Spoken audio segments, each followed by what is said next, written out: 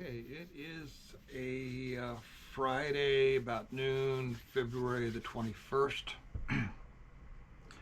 And this morning, 2025, this morning I was listening to Steve Istall on how to hunt, and he asked a couple of questions, and I left the following comment on his channel in answer to those questions.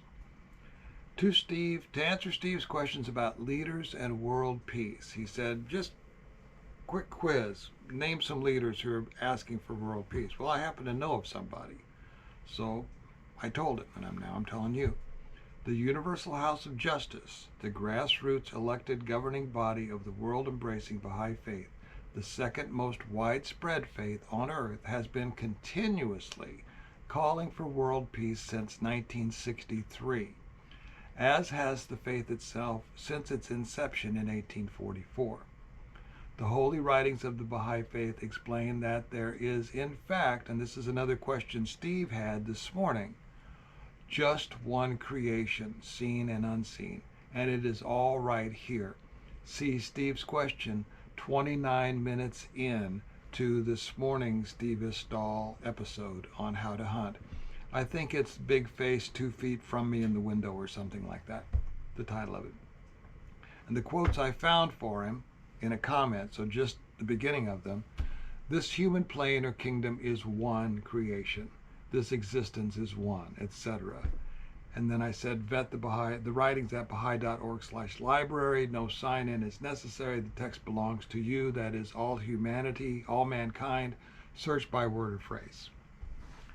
And I mention this here because it shows how existential questions just keep coming up in relation to high strangeness. I also sent Steve an email that I'm not going to read to you this morning. I might read it later. But anyway, all of this UFO stuff keeps leading us to bigger questions. And that's what we're talking about today, except we're going back to Plato. I think the title of this episode is Sasquatch, E.T., and Plato Walk into a Cave. And this is about Plato's allegory of the cave. This whole episode. Mike Clelland's dream a couple years ago was that we are all crowded into a hallway trying to push open a door.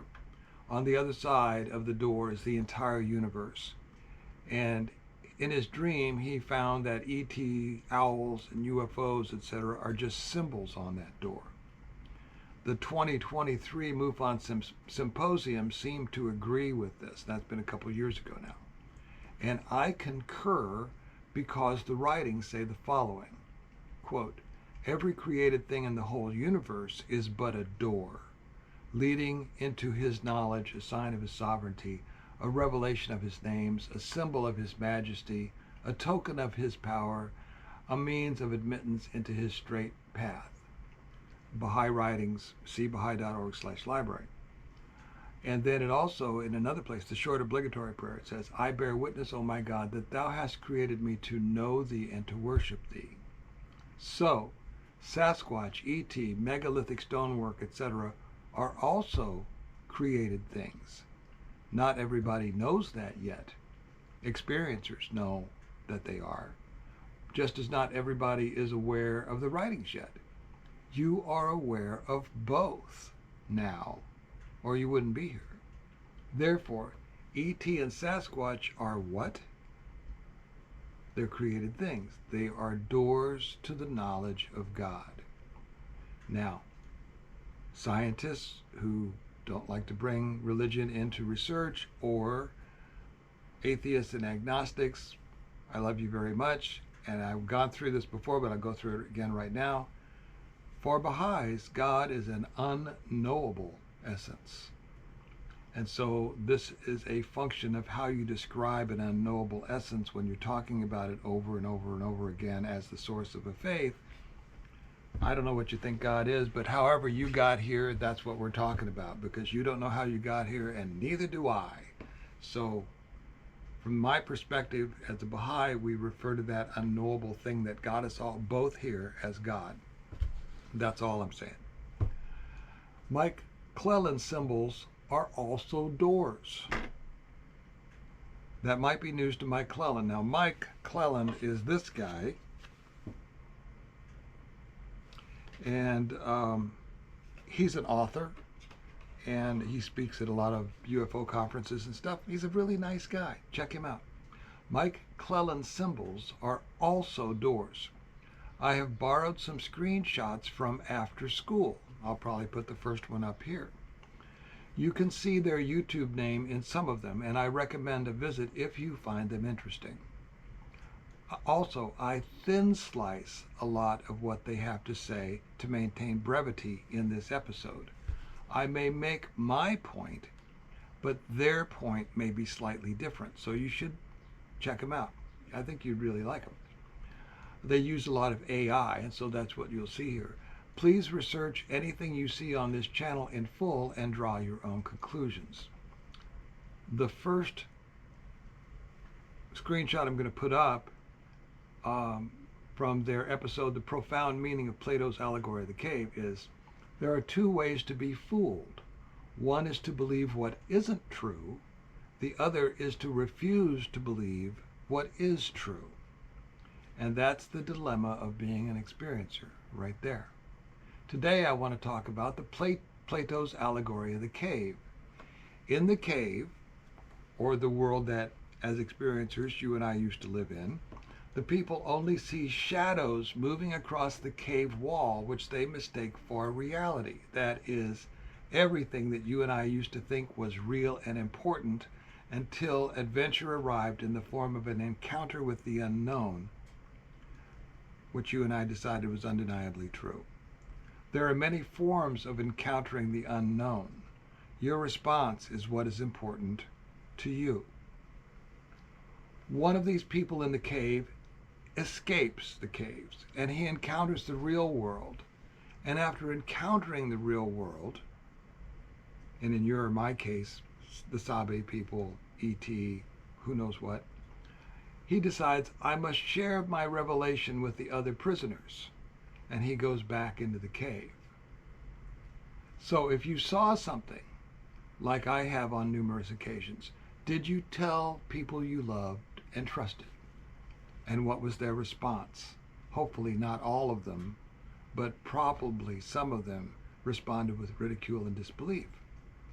For me, Sabe, E.T., and more recently, the revelations about the Younger Dryas floods came after encountering the writings I share on this channel and deciding that, for me, they are true. You are free to feel the same way or not. The journey is the same.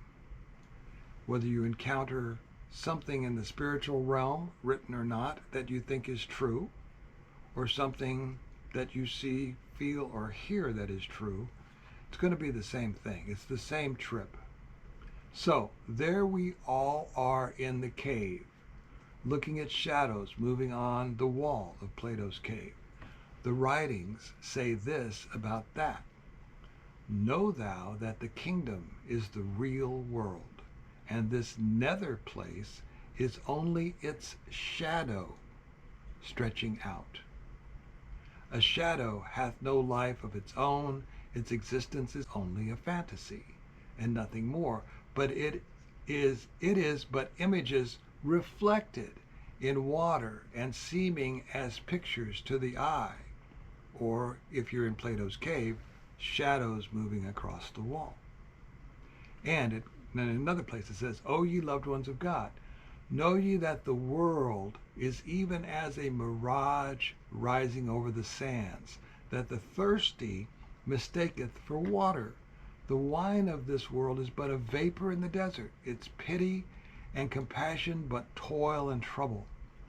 And the repose it proffereth, only weariness and sorrow. I'll go ahead and read the whole thing. Abandon it to those who belong to it. And that's, in the times we live in, there's another spot where it says, leave the oppressors to God. That's almost what they're saying here. Abandon it to those who belong to it. Now, you can go out and try to change the old world order if you want to. The other thing the faith says is it's falling down. So put all of your, its recommendation is to put your energies into being positive, doing what is positive for you, your family, your friends, to work locally. And turn your faces unto the kingdom of your Lord, the all-merciful, that his grace and bounty may cast their dawning splendors over you, and a heavenly table may be sent down for you, and your Lord may bless you and shower his riches upon you, to gladden your bosoms and fill your hearts with bliss, to attract your minds and cleanse your souls and console your eyes. I share that because the mind that opens to a new idea never returns to its original size. Now, regardless of whether you agree with any of the writings I have read, if you're here, it's probably because you have seen stuff, or you have heard stuff, or experienced something, and I'm not saying it. Whoever on After School is saying that your mind never returns to its original size. I'm not sure where that came from, and they don't say. If you have seen something that exists, but the world denies this new truth, your response is up to you. Your way forward is your choice. Sharing will take courage. So when you try to tell someone about your newfound knowledge, what usually happens? I'm going to put up another picture here. It's an intricate metaphor symbolizing the predicament of a philosopher tasked with enlightening the masses. Most people not only find solace in their ignorance, but also exhibit hostility towards those who challenge their preconceived notions. And boy, when you try to tell somebody about seeing Sasquatch, I don't try to do it. I do it here because people are free to just next. If they don't like it, they can click off. But if you've seen it, it's a safe way to share with you, and safe for you as well, to share what, oh, here's somebody else that's seen something that I've seen. People scoff at the challenge offered by accepting the reality of Sasquatch or ET. Until now, when people in authority are also taking notice. But this above explains why they scoff. So encountering the unknown and returning to tell about it is also known as the hero's journey. So you didn't ask to be a hero. I think it's once said, some people are born great, some achieve greatness, and some have greatness thrust upon them.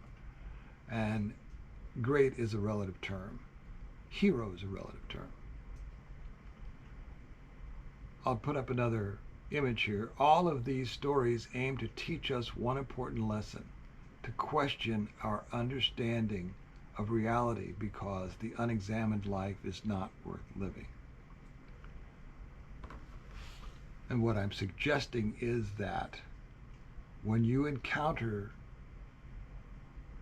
the unknown, and you know that it's true because you've encountered it, well then here you are.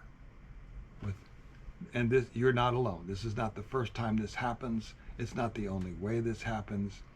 It happens in a million ways, but it's the same trip. From knowing what you knew to knowing something different than everybody else knows, and then deciding what in the world you're going to do about it, if anything. And that's entirely up to you. I have used these screenshots from After School to illustrate that we here are not the only ones thinking this way in general. After School doesn't say Sasquatch or ET is real, but they do explain why so many people can't talk about it and why it is important to do so anyway. Anytime you experience life beyond normal, physically or spiritually, you are engaged in part of the hero's journey. How far you go is up to you. Encountering the Baha'i faith is no different than encountering ET or Sasquatch. Steve Istall says he feels that Sabe is the easiest way to wake people up to the notion that we have been misled. for me, showing experiencers that the writings agree with what they already know to be true, that unacknowledged truths do exist, is possibly a good way to show them and you that the writings have your back, and this support goes way beyond ET. You can find all kinds of useful ideas in this latest message from the Creator. My apology to any atheists, scientists, etc. But we've gone over that discrepancy in nomenclature about the unknowable. The point is, for you experiencers today, the hero's journey, like it or not, is your journey too now. Be brave, you know the truth, and the truth shall set you free. I think there's an image that I borrowed from another guy, and I'll have his name on the channel. I don't remember it right now, I'd get it wrong, with a diagram of that hero's journey. And you can figure out where you would plug in seeing a UFO or bumping into a Sasquatch or something else like that. Or in my case, it's happened several times. You know, encountering Baha'i faith was one way back in 1971. And I was already having high strange experiences before that even happened. So it's something that recurs, and I hope this helps you make sense of it. I recommend taking a look at the YouTube channel After School, if you like it. Mike Cleland has a lot of interesting things to say. And thanks for being here. I'll see you next time.